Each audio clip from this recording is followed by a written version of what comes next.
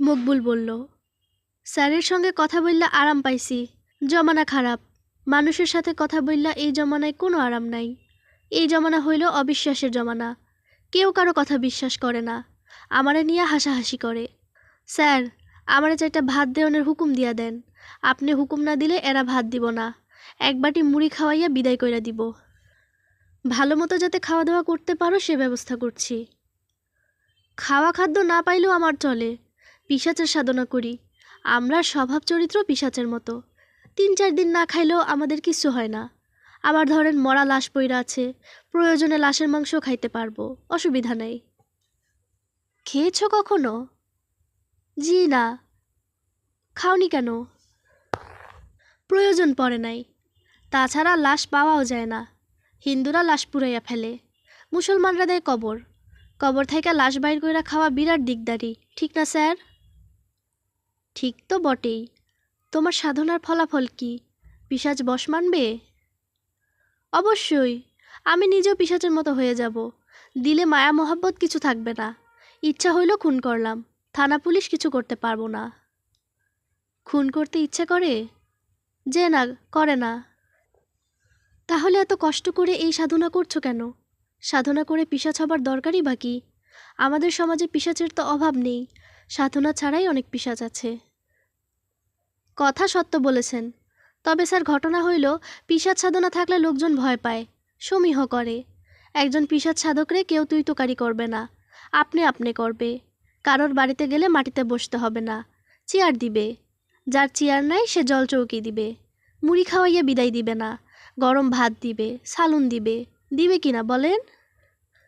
দেওয়া তো উচিত। বিপদে আপদে সবাই ছুঁইটা আসবে আমার কাছে, এরে বান মারতে হবে, তারে বশীকরণ মন্ত্র দিতে হবে, বান ছুটাইতে হবে। পিশাচ সাধকের কাজের কি শেষ আছে? ঠিক বলেছি না স্যার? ঠিকই বলেছ। টাকা পয়সা ধন দৌলতেরও তখন সমস্যা নাই।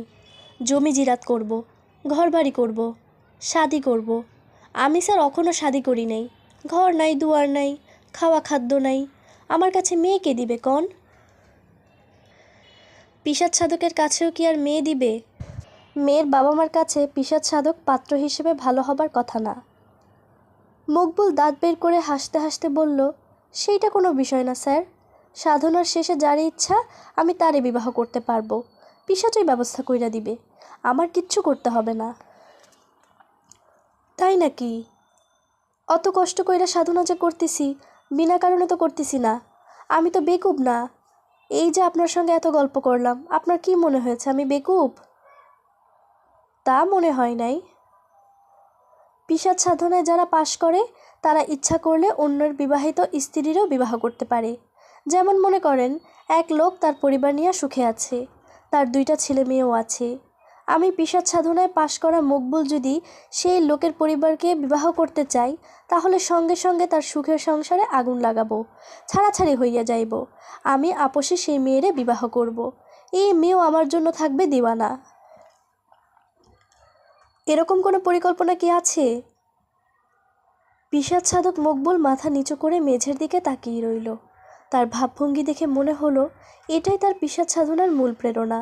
ঠোঁটের কোণে হাসি দেখা যাচ্ছে। কাকে বিয়ে করতে চাও? মেয়েটা কে? আমার মামাতো বোন, নাম কৈতরী। তার বিবাহ হয়ে গেছে।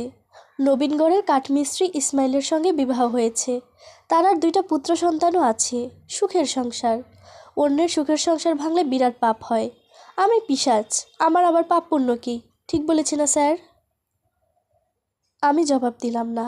মানুষটার দিকে আগ্রহ নিয়ে তাকিয়ে রইলাম। কাকের খাঁচা নিয়ে আমার সামনে যে উবু হয়ে বসে আছে সে কোনো সাধারণ মানুষ না। পিশাচ সাধনা করুক বা না করুক, সে বিরাট প্রেমিক পুরুষ। মকবুল গলা নামিয়ে বলল, কৈতরীর চেহারা এমন কিছু না। গায়ের রং শ্যামলা, মাথার চুল অল্প, সন্তান হওয়ার পরে বেজায় মোটা হয়েছে। কিন্তু স্যার, তার জন্য সবসময় কলজা পুড়ে, বুক ধরফর করে, রাইতে ঘুম হয় না।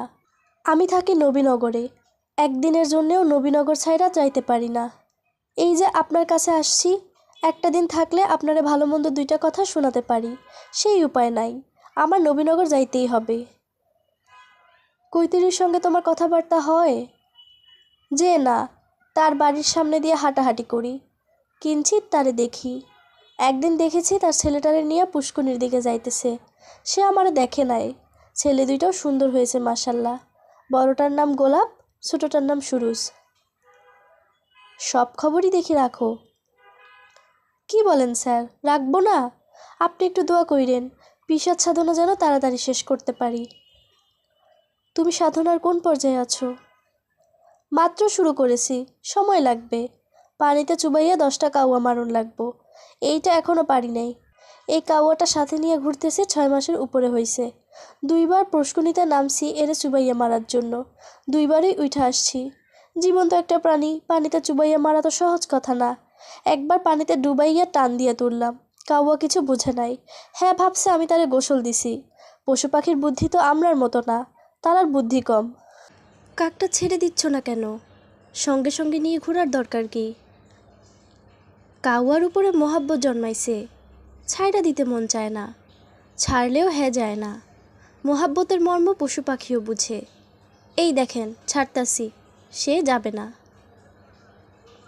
মকবুল খাঁচার দরজা খুলে দিল। কাকটা বের হয়ে এসে মকবুলের চারপাশে গম্ভীর ভঙ্গিতে কিছুক্ষণ হাঁটাহাঁটি করে আবারও খাঁচায় ঢুকে গেল। স্যার, আমার জন্যে খাস দিলে দোয়া কইরেন, যেন পিশাচ সাধনা শেষ করতে পারি। কাক মারতে পারবে? উপায় কি, মারতে হবে। যে সাধনার যে নিয়ম। দিল শক্ত করার চেষ্টা নিতাছি। হবে, দিল শক্ত হবে। সময় লাগবে, লাগুক। তাড়াহুড়োর তো কিছু নাই, কি বলেন স্যার? খাঁচার ভেতর থেকে কাক আবারও কা কা করে 2বার ডাকল। মকবুল বিরক্ত গলায় বলল, খাওন তো দিব রে বাপ, তরে খাওন না দিয়ে আমি খাবো? তুই আমারে ভাবস কি? চুপ কইরা থাক, স্যারের সঙ্গে মূল্যবান আলাপ করতেছি। কাক চুপ করে গেল। আমি তাকিয়ে আছি, অবাক হয়ে এমন একজনকে দেখছি যে হৃদয়ে ভালোবাসার সমুদ্র ধারণ করে পিশাচ হবার সাধনা করে যাচ্ছে।